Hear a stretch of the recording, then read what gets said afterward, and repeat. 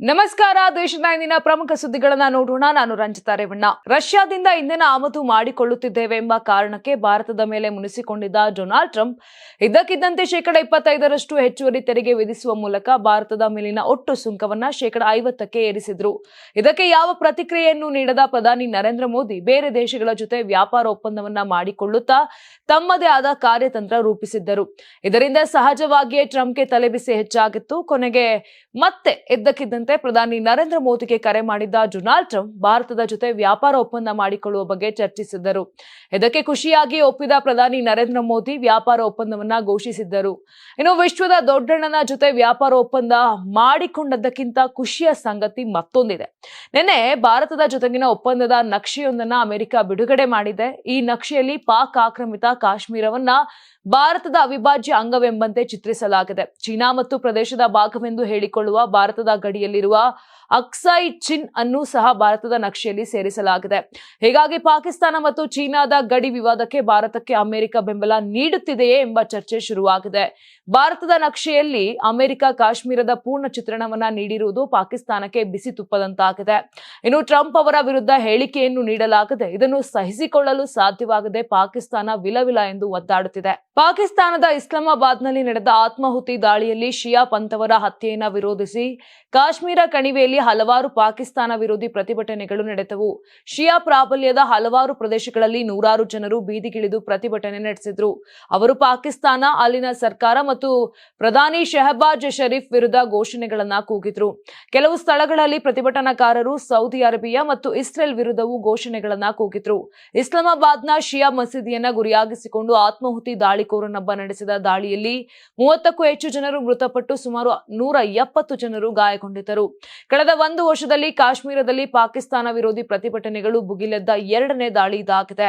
ಕಳೆದ ವರ್ಷ ಏಪ್ರಿಲ್ನಲ್ಲಿ ಪಹಲ್ಗಾಮ್ನಲ್ಲಿ ನಡೆದ ಭಯೋತ್ಪಾದಕ ದಾಳಿಯಲ್ಲಿ ಪಾಕಿಸ್ತಾನಿ ಭಯೋತ್ಪಾದಕರು 26 ಜನರನ್ನ ಹತ್ಯೆ ಮಾಡಿದ ನಂತರ ಕಾಶ್ಮೀರದಾದ್ಯಂತ ಸ್ವಯಂ ಪ್ರೇರಿತ ಪ್ರತಿಭಟನೆಗಳು ನಡೆದಿದ್ದವು. ಅಸ್ಸಾಂ ವಿಧಾನಸಭೆ ಚುನಾವಣೆ ಸಮೀಪಿಸುತ್ತಿದ್ದಂತೆ ರಾಜಕೀಯ ವಲಯದಲ್ಲಿ ಸಂಚಲನ ಮೂಡಿಸಿರುವ ಮುಖ್ಯಮಂತ್ರಿ ಹಿಮಂತ ಬಿಸ್ವಾ ಶರ್ಮಾ ಕಾಂಗ್ರೆಸ್ ಸಂಸದ ಗೌರವ್ ಗೊಗೊಯ್ ವಿರುದ್ಧ ದೇಶದ್ರೋಹದ ಗಂಭೀರ ಆರೋಪ ಮಾಡಿದ್ದಾರೆ. ಗೊಗೊಯ್ 2013ರಲ್ಲಿ ಗುಪ್ತವಾಗಿ ಪಾಕಿಸ್ತಾನಕ್ಕೆ ಭೇಟಿ ನೀಡಿದ್ದು ಅಲ್ಲಿ ವಿಶೇಷ ತರಬೇತಿ ಪಡೆದಿರುವ ಶಂಕೆ ಇದೆ ಎಂದು ಶರ್ಮಾ ಹೇಳಿದ್ದಾರೆ. ಗುವಾಹಟಿಯಲ್ಲಿ ನಡೆದ ಸುದ್ದಿಗೋಷ್ಠಿಯಲ್ಲಿ ಮಾತನಾಡಿದ ಅವರು, ಗೌರವ್ ಗೊಗೊಯ್ ಅವರ ಬ್ರಿಟಿಷ್ ಮೂಲದ ಪತ್ನಿ ಎಲಿಜಬೆತ್ ವಿರುದ್ಧವೂ ವಾಗ್ದಾಳಿಯನ್ನ ನಡೆಸಿದ್ರು. ಎಲಿಜಬೆತ್ ಭಾರತದ ಕಂಪನಿಯೊಂದರಲ್ಲಿ ಕೆಲಸ ಮಾಡುತ್ತಾ ದೇಶದ ರಹಸ್ಯ ಮಾಹಿತಿಯನ್ನ ಸಂಗ್ರಹಿಸಿ ಪಾಕಿಸ್ತಾನಕ್ಕೆ ರವಾನಿಸುತ್ತಿದ್ದಾರೆ. ಅವರು ಭಾರತದ 2 ಸಂಸ್ಥೆಗಳಲ್ಲಿ ಕೆಲಸ ಮಾಡುತ್ತಿದ್ದ ಅವಧಿಯಲ್ಲಿ 9 ಬಾರಿ ಪಾಕಿಸ್ತಾನಕ್ಕೆ ಭೇಟಿ ನೀಡಿದ್ದಾರೆ ಎಂದು ಆರೋಪಿಸಿದರು. ಪಾಕಿಸ್ತಾನಿ ಪ್ರಜೆ ಅಲಿ ತೌಖೀರ್ ಶೇಖ್ ಜೊತೆ ಸೇರಿ ಗೊಗೊಯ್ ದಂಪತಿ ಭಾರತ ವಿರೋಧಿ ಪಿತೂರಿ ನಡೆಸುತ್ತಿದ್ದಾರೆ ಎಂಬ ಆರೋಪದ ಮೇಲೆ ಅಸ್ಸಾಂ ಸರ್ಕಾರ ಎಸ್ಐಟಿ ತನಿಖೆಗೆ ಆದೇಶಿಸಿತ್ತು. ಗೌರವ್ ಅವರ ಪತ್ನಿ ಮತ್ತು ಅಲಿ ತೌಖೀರ್ ಶೇಖ್ ನಡುವೆ ಆಳವಾದ ಸಂಬಂಧವಿದೆ ಎಂದು ವರದಿಯಲ್ಲಿ ಉಲ್ಲೇಖಿಸಲಾಗಿದೆ. ಭಾರತದ ಪ್ರಧಾನಿ ನರೇಂದ್ರ ಮೋದಿ ಅವರ ಮಲೇಷ್ಯಾ ಭೇಟಿ ಫಲಪ್ರದವಾಗಿದೆ. ಇಂದು ಭಾನುವಾರ ವಿವಿಧ ಕ್ಷೇತ್ರಗಳಲ್ಲಿ ಎರಡೂ ದೇಶಗಳ ನಡುವೆ ಸಹಕಾರ ಇರುವ ಹಲವು ಉಪಕ್ರಮಗಳನ್ನು ಘೋಷಿಸಲಾಗಿದೆ. ಈ ವರ್ಷದ ಮೊದಲ ವಿದೇಶ ಭೇಟಿಯಾಗಿ ಮಲೇಷ್ಯಾಗೆ ಹೋಗಿದ್ದ ಮೋದಿ ಅವರು ಅಲ್ಲಿಯ ಪ್ರಧಾನಿ ದಾತು ಸೆರಿ ಅನ್ವರ್ ಇಬ್ರಾಹಿಂ ಅವರೊಂದಿಗೆ ಮಾತುಕತೆಗಳನ್ನ ನಡೆಸಿದ್ರು. ಭಾರತ ಮತ್ತು ಮಲೇಷ್ಯಾದಿಂದ ಘೋಷಣೆಯಾದ ಕೆಲ ಜಂಟಿ ಉಪಕ್ರಮಗಳು ಯಾವ್ಯಾವುದು ಅಂತ ನೋಡೋದಾದ್ರೆ, ಮಲೇಷ್ಯಾದಲ್ಲಿ ಭಾರತೀಯ ರಾಯಭಾರ ಕಚೇರಿ ತೆರೆಯಲಾಗುವುದು. ಮಲೇಷ್ಯಾದ ಪೇಮೆಂಟ್ ಸಿಸ್ಟಮ್ ಮತ್ತು ಭಾರತದ ಯುಪಿಐ ಪೇಮೆಂಟ್ ಸಿಸ್ಟಮ್ಗಳ ಹೊಂದಾಣಿಕೆಯನ್ನ ಮಾಡಲಾಗುವುದು. ಇದರೊಂದಿಗೆ ಭಾರತೀಯರು ಮಲೇಷ್ಯಾಗೆ ಹೋದರೆ ಯುಪಿಐ ಮೂಲಕ ಪೇಮೆಂಟ್ ಮಾಡಲು ಸಾಧ್ಯವಾಗುತ್ತದೆ.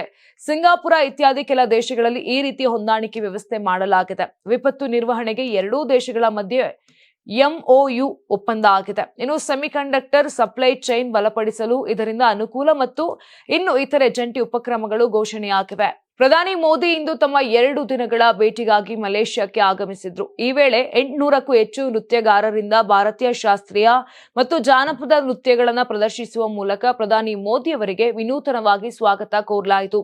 ವಿದೇಶಿ ನೆಲದಲ್ಲಿ ನೂರಾರು ಜನರು ಪ್ರದರ್ಶಿಸಿದ ಭರತನಾಟ್ಯ ಕಂಡು ಪ್ರಧಾನಿ ಮೋದಿ ಅಚ್ಚರಿಗೊಂಡರು. ಈ ವೇಳೆ ಭಾರತ್ ಮಾತಾ ಕಿ ಜೈ, ಮೋದಿ ಮೋದಿ ಘೋಷಣೆಗಳು ಮಾರ್ಧನಿಸಿದವು.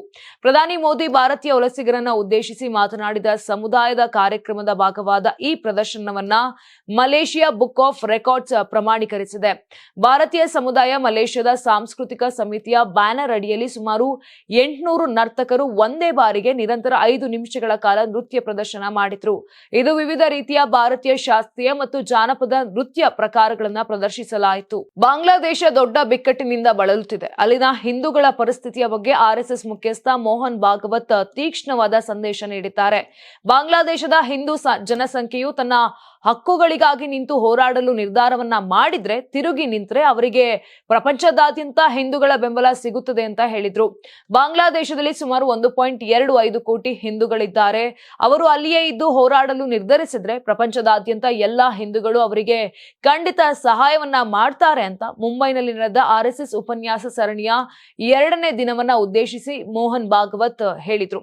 ಇನ್ನು ಭಾರತವನ್ನ ಇನ್ನು ಮುಂದೆ ದುರ್ಬಲಗೊಳಿಸಲು ಸಾಧ್ಯವಿಲ್ಲ. ಭಾರತವನ್ನ ಮುರಿಯಲು ಪ್ರಯತ್ನ ಪಡುವವರು ಮುರಿಯಲ್ಪಡುತ್ತಾರೆ ಅಂತ ಹೇಳಿದ್ರು. ಪಂಜಾಬ್ ಸಿಎಂ ಭಗವಂತ್ ಮಾನ್ ಅವರ ವಿದೇಶ ಪ್ರವಾಸಕ್ಕೆ ಕೇಂದ್ರ ಸರ್ಕಾರ ಮತ್ತೊಮ್ಮೆ ತಡೆಯೊಡ್ಡಿದೆ. ಈ ಹಿಂದೆ ಪಂಜಾಬ್ ಸಿಎಂ ಭಗವಂತ್ ಮಾನ್ ಅವರು ಯುಕೆ ಹಾಗೂ ಇಸ್ರೇಲ್ ಪ್ರವಾಸಕ್ಕೂ ಅನುಮತಿ ನಿರಾಕರಿಸಲಾಗಿತ್ತು.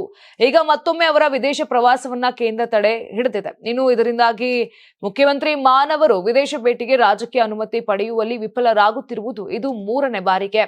ಜನವರಿಯಲ್ಲಿ ಯುಕೆ ಮತ್ತು ಇಸ್ರೇಲ್ ಭೇಟಿಗೂ ಅವರಿಗೆ ರಾಜಕೀಯ ಅನುಮತಿ ನಿರಾಕರಿಸಲಾಗಿತ್ತು. ಈಗ ಮತ್ತೆ ಪಂಜಾಬ್ ಮುಖ್ಯಮಂತ್ರಿ ಭಗವಂತ್ ಮಾನ್ ಅವರ ಚೆಕ್ ಗಣರಾಜ್ಯ ಮತ್ತು ನೆದರ್ಲ್ಯಾಂಡ್ ಭೇಟಿಯನ್ನ ಕೇಂದ್ರ ಸರ್ಕಾರ ರದ್ದುಗೊಳಿಸಿದ್ದು, ಅವರ ನಿಗದಿತ ಭೇಟಿಗೆ ಯಾವುದೇ ಪ್ರತಿಕ್ರಿಯೆ ನೀಡಿಲ್ಲ.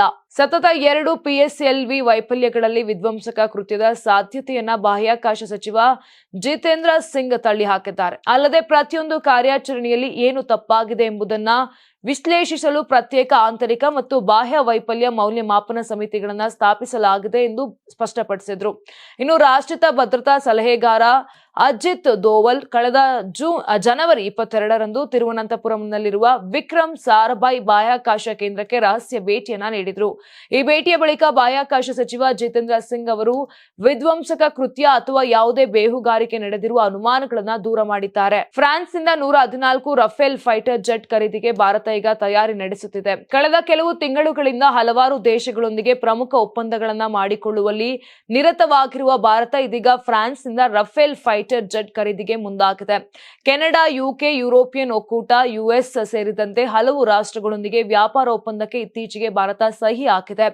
ಫ್ರಾನ್ಸ್ ಅಧ್ಯಕ್ಷ ಎಮ್ಯಾನ್ಯುಯಲ್ ಮ್ಯಾಕ್ರನ್ ಅವರ ಭಾರತ ಭೇಟಿಗೂ ಮುನ್ನವೇ ಭಾರತ 114 ರಫೇಲ್ ಜೆಟ್ಗಳ ಒಪ್ಪಂದಕ್ಕೆ ಸಹಿ ಹಾಕುವ ಸಾಧ್ಯತೆ ಇದೆ. ಈಗಾಗಲೇ ಅನುಮೋದನೆ ಪಡೆಯಲಾಗಿರುವ 42 ಸ್ಕ್ವಾಡ್ರನ್ಗಳನ್ನು 29 ಸ್ಕ್ವಾಡ್ರನ್ಗಳಿಗೆ ಇಳಿಸಲಾಗಿದ್ದು, ಫ್ರಾನ್ಸ್ನಿಂದ 114 ರಫೇಲ್ ಫೈಟರ್ ಜೆಟ್ಗಳನ್ನು ಸ್ವಾಧೀನಪಡಿಸಿಕೊಳ್ಳಲು 3.25 ಲಕ್ಷ ಕೋಟಿ ರೂಪಾಯಿ ಯೋಜನೆಗೆ ಅನುಮೋದನೆ ನೀಡಲು ಭಾರತೀಯ ರಕ್ಷಣಾ ಮಂಡಳಿ ಸಿದ್ಧತೆಯನ್ನ ನಡೆಸುತ್ತಿದೆ. ಫರೀದಾಬಾದ್ನ ಪ್ರಸಿದ್ಧ ಸೂರಜ್ ಕುಂಡ್ ಅಂತಾರಾಷ್ಟ್ರೀಯ ಕರಕುಶಲ ಮೇಳದಲ್ಲಿ ಶನಿವಾರ ಸಂಜೆ ಸಂಭವಿಸಿದ ಭೀಕರ ಅಪಘಾತದಲ್ಲಿ ಕರ್ತವ್ಯದಲ್ಲಿದ್ದ ಪೊಲೀಸ್ ಇನ್ಸ್ಪೆಕ್ಟರ್ ಒಬ್ಬರು ಮೃತಪಟ್ಟಿದ್ದು, 13ಕ್ಕೂ ಹೆಚ್ಚು ಪ್ರವಾಸಿಗರು ಗಾಯಗೊಂಡಿದ್ದಾರೆ. ಮೇಳದಲ್ಲಿ ಅಳವಡಿಸಲಾಗಿದ್ದ ಸುನಾಮಿ ಸ್ಟಿಂಗ್ ಎಂಬ ಬೃಹತ್ ಉಯ್ಯಾಲೆ ಚಲಿಸುತ್ತಿದ್ದಂತೆಯೇ ತಾಂತ್ರಿಕ ದೋಷದಿಂದಾಗಿ ಕುಸಿದು ಬಿದ್ದಿದೆ. ಈ ದುರಂತಕ್ಕೆ ಕಾರಣವಾಗಿದೆ. ಮೃತಪಟ್ಟವರನ್ನ ಪಲ್ವಲ್ ಜಿಲ್ಲೆಯ ಪೊಲೀಸ್ ಇನ್ಸ್ಪೆಕ್ಟರ್ ಜಗದೀಶ್ ಪ್ರಸಾದ್ ಎಂದು ಗುರುತಿಸಲಾಗಿದೆ. ಉಯ್ಯಾಲೆಯು ಒಂದು ಬದಿಗೆ ವಾಲುವುದನ್ನ ಗಮನಿಸಿದ ಇನ್ಸ್ಪೆಕ್ಟರ್ ಜಗದೀಶ್ ಪ್ರಸಾದ್ ತಕ್ಷಣವೇ ಪ್ರವಾಸಿಗರ ರಕ್ಷಣೆಗೆ ಧಾವಿಸಿದ್ರು. ಆದ್ರೆ ದುರದೃಷ್ಟವತ್ತ ಅಂತ ಹೇಳಿದ್ರೆ ಉಯ್ಯಾಲೆಯ ಭಾರೀ ಕಬ್ಬಿಣದ ಭಾಗವೊಂದು ಅವರ ಮುಖ ಮತ್ತು ತಲೆಗೆ ಬಲವಾಗಿ ಅಪ್ಪಳಿಸಿದ್ರಿಂದ ಅವರು ಸ್ಥಳದಲ್ಲೇ ಸಾವನ್ನಪ್ಪಿದ್ದಾರೆ. ಈ ಕಾರ್ಯಾಚರಣೆಯಲ್ಲಿ 2 ಮಹಿಳಾ ಕಾನ್ಸ್ಟೇಬಲ್ ಗಳಿಗೂ ಗಾಯಗಳಾಗಿವೆ ಎಂದು ಮೂಲಗಳು ತಿಳಿಸಿವೆ. ನೋಡಿದ್ರಲ್ಲ, ಇದಿಷ್ಟು ಆಗಿತ್ತು ಇಂದಿನ ದೇಶದ ಪ್ರಮುಖ ಸುದ್ದಿಗಳು. ನಾಳೆ ಮತ್ತೆ ಇದೇ ರೀತಿಯಾಗಿ ರಾಷ್ಟ್ರೀಯ ಸುದ್ದಿಗಳಲ್ಲಿ ಭೇಟಿಯಾಗೋಣ. ನೋಡ್ತಾರೆ ಕರ್ನಾಟಕ ಟಿವಿ, ಇದು ಕನ್ನಡಿಗರ ಧ್ವನಿ. ನಾನು ನಿಮ್ಮ ರಂಜಿತಾ ರೇವಣ್ಣ. ನೀವು ಸಣ್ಣ ಆಗ್ಬೇಕಲ್ವಾ? ಅದು ಒಂದು ಉತ್ತಮ ಆಹಾರದಿಂದ ಸಣ್ಣ ಆಗ್ಬೇಕಲ್ವಾ? ಪ್ರತಿದಿನ ನಮ್ಮ ಜೀನಿ ಸ್ಲಿಮ್ ನ ಯೂಸ್ ಮಾಡಿ ಯಾವುದೇ ಸೈಡ್ ಎಫೆಕ್ಟ್ ಇಲ್ದಂಗೆ ನೀವು ಸಣ್ಣ ಆಗ್ತೀರಾ. ಯಾರಾಗ್ತಾರೆ ಎಂಎಲ್ಎ ಅಭ್ಯರ್ಥಿ 2028 ಶೀಘ್ರದಲ್ಲೇ.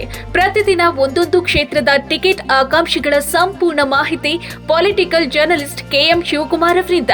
ಕರ್ನಾಟಕದ ನಂಬರ್ 1 ಡಿಜಿಟಲ್ ಮೀಡಿಯಾ ನಿಮ್ಮ ನೆಚ್ಚಿನ ಕರ್ನಾಟಕ ಟಿವಿಯಲ್ಲಿ ಮಾತ್ರ.